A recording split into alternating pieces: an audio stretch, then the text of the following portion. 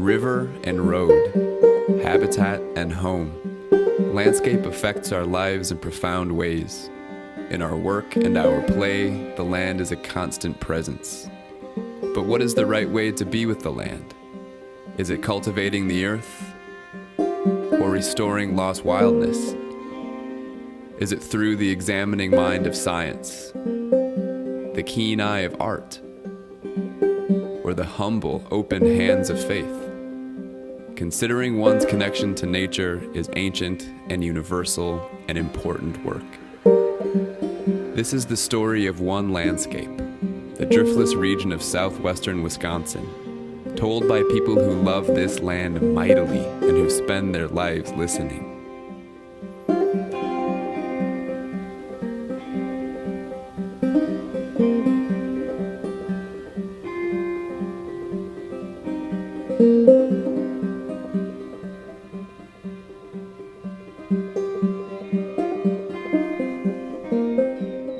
Well, let's begin with the premise that it doesn't matter where you are in a landscape, you are connected.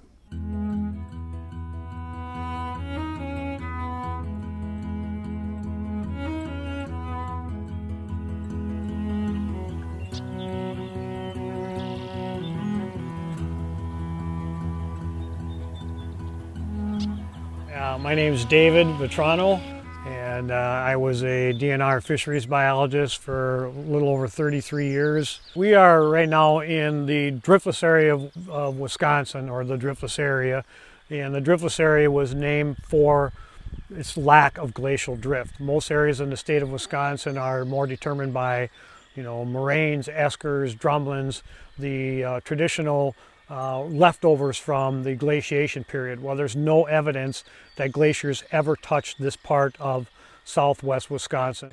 So this is truly an ancient landscape. This is what much of Wisconsin could have looked like before the last glaciation period. Because it was unglaciated, we have a tremendous amount of flowing water. Just in the 4 counties that I used to manage, we had some 1,500 miles of rivers and streams. All of that as a result of the topography, as this constant meandering and down cutting through the layers. Well, you leave western Minnesota where it's flat and you start to come down. The first time you come down the hill into the Mississippi River Basin, and you start to realize that you're getting closer to you're into the driftless area. It's just like coming home. Where I live now, I have a stream that runs right down below my house, and there's an old mill pond dam on that, and I hear that at night. That's what I hear, is the off the waterfall, and I don't ever I never like to be too far away from water. It's just, there's just something about it.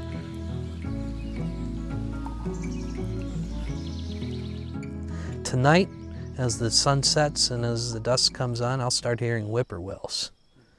Man, this whole valley is an echo chamber of whippoorwills. There's probably 8 or 10 of them in the couple mile stretch of road here. And that's what I'll fall asleep to tonight and wake up to in the morning. My name is Kurt Miney, and I have been a working conservationist and conservation historian and conservation biologist for many years, most of my adult life. And the beauty of this landscape is obvious. The diversity of it is special. And the history of it is really, to me, particularly fascinating.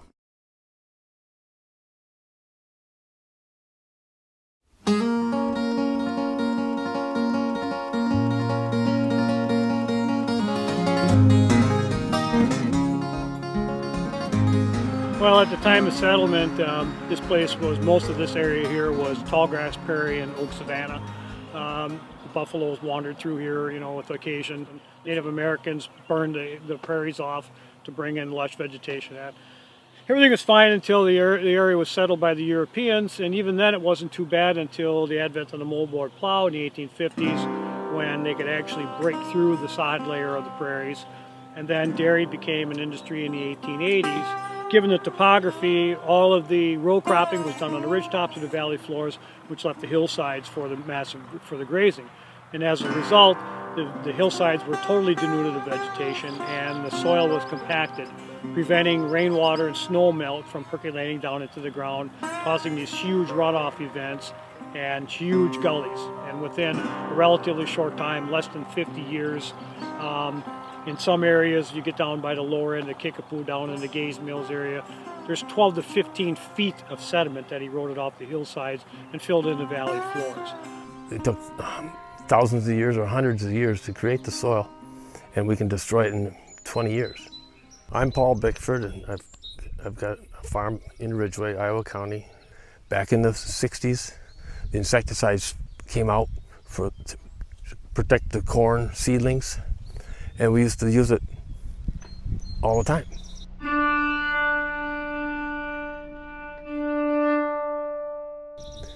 At the end of the season, you go clean those boxes out and never thought twice about using your bare hands because there was no warning labels. Oh, now there's warning labels, you know, after how many years of having my hands immersed in that stuff, you know. My dad died from Parkinson's, and Parkinson's the statistics show that there's a much greater level of Parkinson's develops in farmers who have used organophosphate chemicals. When Dad was diagnosed and we realized that the linkage was, that was it. Not another spray chemical on my farm. It didn't matter. I just quit using all that stuff. I became concerned about my food supply and whatever I can do to enhance healthy food for as many people as I can. I guess that's what I'll do. I mean, I'm not going to stand up there on a podium and start screaming, you know, all about this and all about that. I'm just going to do it quietly, and my little piece of the world is going to be better when I'm gone than it was when I started.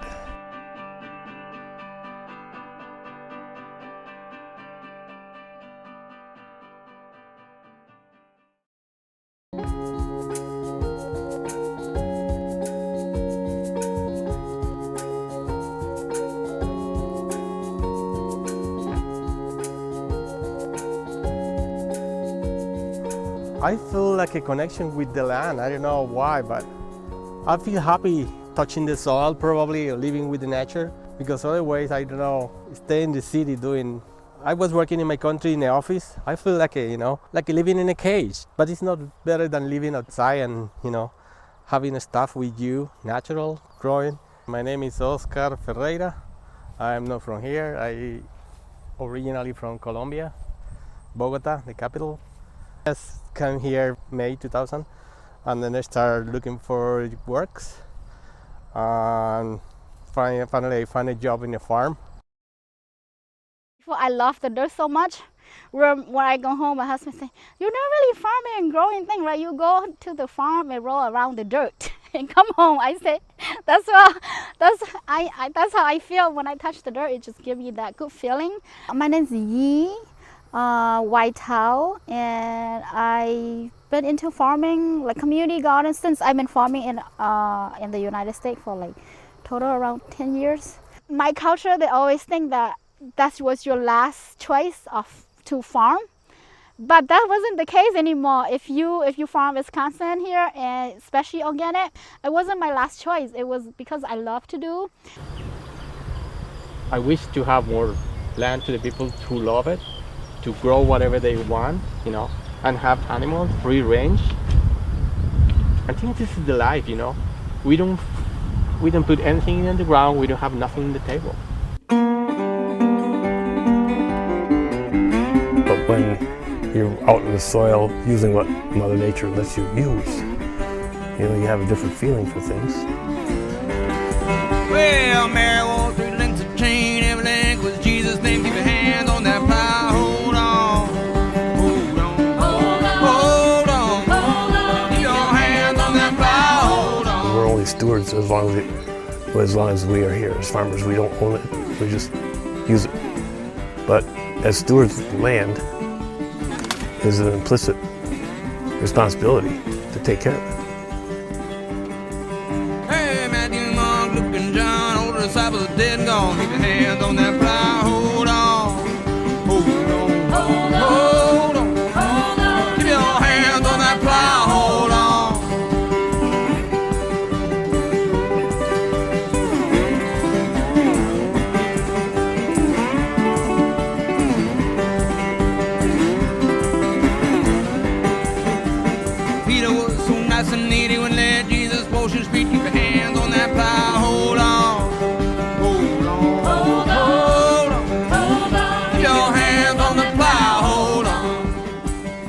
I always come back to a line of Aldo Leopold's. The landscape of any farm is the farmer's portrait of himself. Landscape of any place is the collective portrait of the people who have lived there and who live there now. Jesus said, I wash them not, you got no savior in this life. Keep your hands on that plow. Hold on, hold on, hold on, hold on. Keep your hands on that plow. Hold on.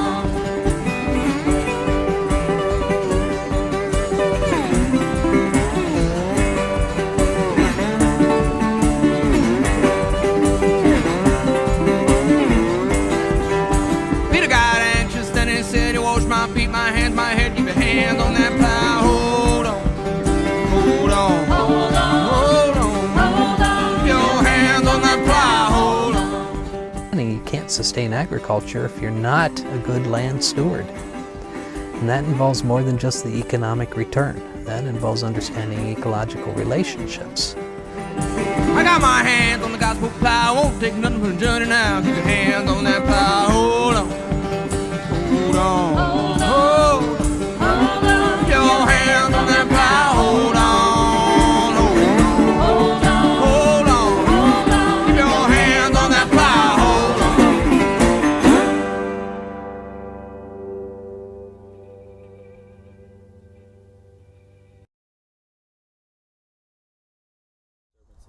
It's a daunting task to try to put back something that's broken. My dad was a fixer. He could fix absolutely anything.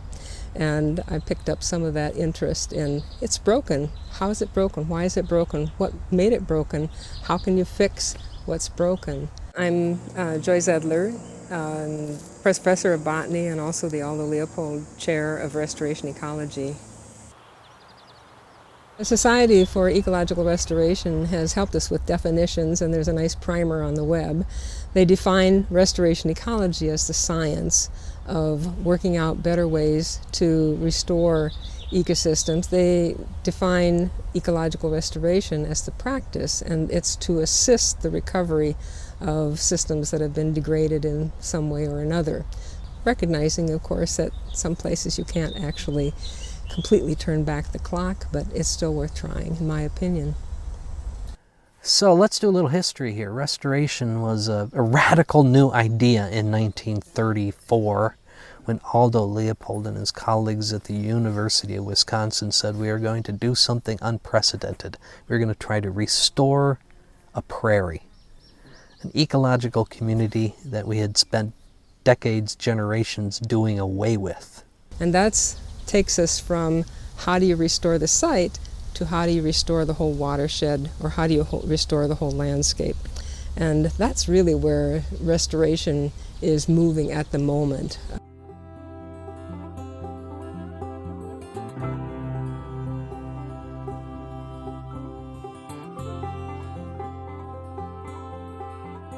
At the time of settlement, these were brook trout streams. They had virtually an untapped resource of brook trout. There's not much evidence that the Native Americans used them as a food source. In fact, some of the native tribes actually considered them to be sacred because of their bright, vivid colors, and so they left them alone. So when the early settlers came here, they found virtually an untapped resource of brookies, and there are some records of 18 to 20 inch brookies caught out of some of these streams. So the trout fishery, which is pretty much wiped out with the great massive flooding and the soil erosion of the 20s and 30s, is now a $1.1 billion industry and growing, every year as we see better practices. Land will forgive your transgressions. Land will regenerate. Land will become more productive if you just give it a chance. And I've always been one who tried to see the connections, to try to see and understand how all of this is connected. Everything is connected.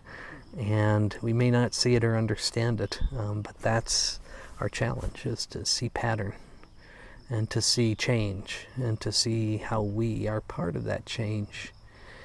And the science of ecology helps us to understand that. It's sort of fundamental in that way.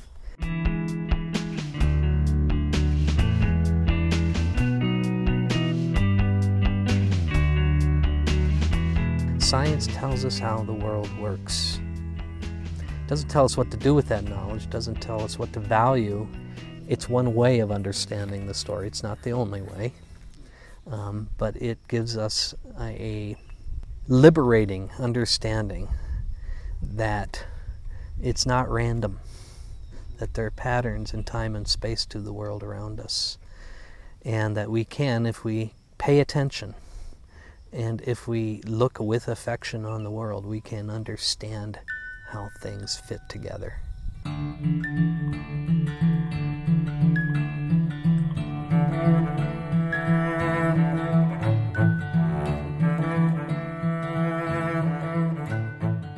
So my name is Erwin Goldman. I'm a professor in the Department of Horticulture, and I'm a plant breeder. I breed vegetable crops and try to improve them.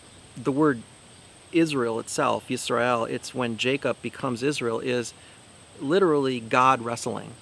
It's the translation of that is God wrestling. And Judaism is, as my wife describes it, basically a question mark.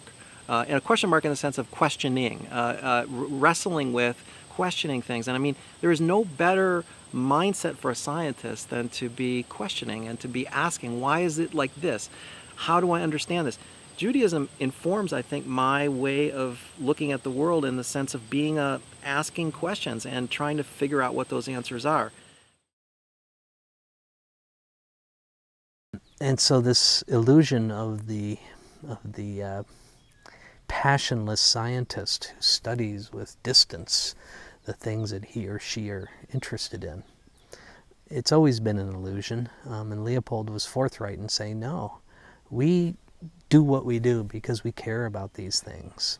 The spirituality is sort of for me, it's another word for passion, you know, and I think that's the people that I know that do the really best in these kind of jobs or this have a passion about the resource. You know, the national discussion is that science and spirituality are mutually exclusive, and I don't buy that.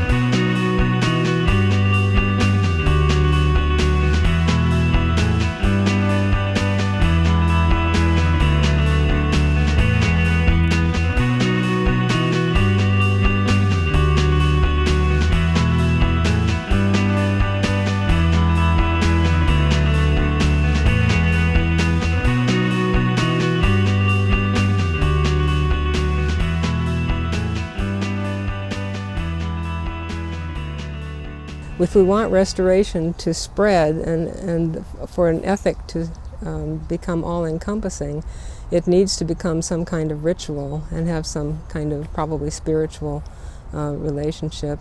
Well, you know, if you're a spiritual person and you accept the fact that God put all these critters here for us to enjoy, you know, you got to be wondering if he's not getting a little upset about what we're doing to, you know, to his planet. We're kind of like a bunch of drunken college students who, you know, have just trashed his house.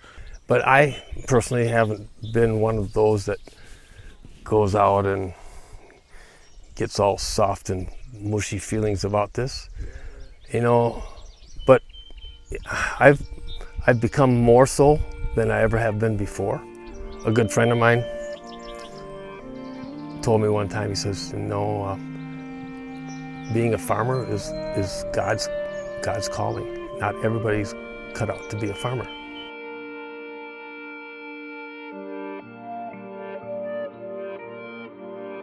If I was a lawyer, would I be thinking that I am really, really needed in society when everybody's hungry?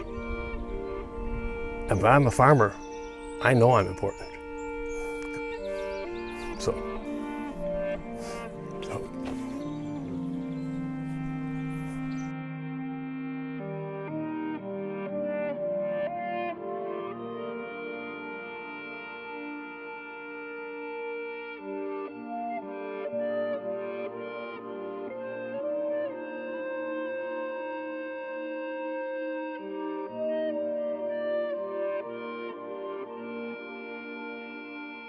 I get asked the question a lot of what was Aldo Leopold's spiritual life like? And I do the factual stuff. Leopold didn't belong to an organized religion. He was not someone who you would find in church on Sundays. He was in his, if you will, church on Sundays. That is, out on the land, working with the land, working with his family. And that was his way of expressing his fundamental respect for other people and for the world around him. And it was a discipline, and it was a commitment, and it was, if you will, a faith.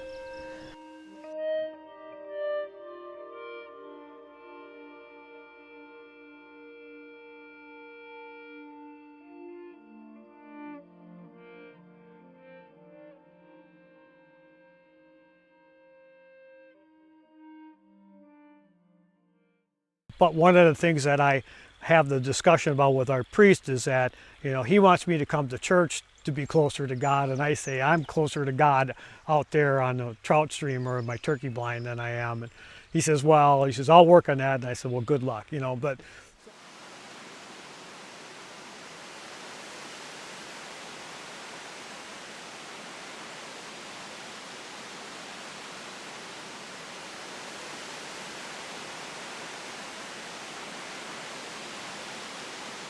you know, all the peaceful of, you know, if you just quiet down, and you can actually hear the bees buzzing at your squash flower, and like if you just quiet down, you can hear all the birds.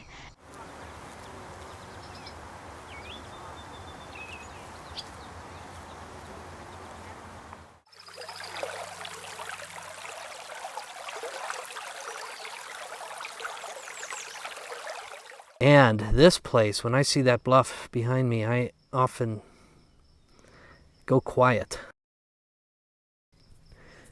I think about how this place was shaped, but begin to understand that there's something beyond me, something beyond the human.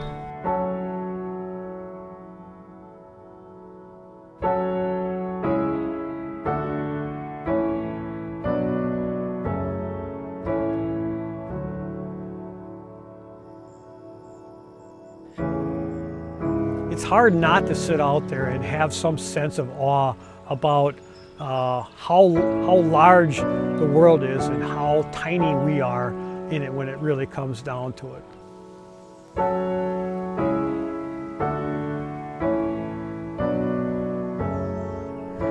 Whether we're in a city or a suburb or a farm or a ranch, or if we are in fact in a relatively wild place, we're still connected, and we're still embedded, and we're still responsible.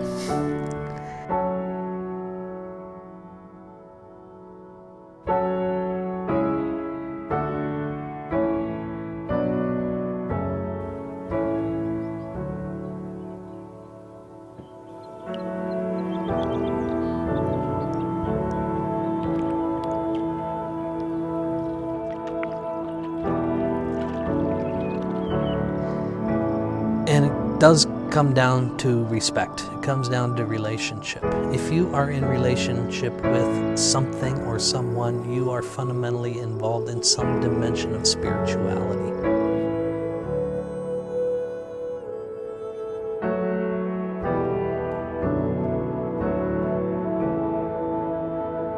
If we're attentive, that means we're learning, it means we're open, it means we're able to evolve, change, grow through our experiences, and darn it, we're fascinated and we're curious and we're enchanted if we're alive.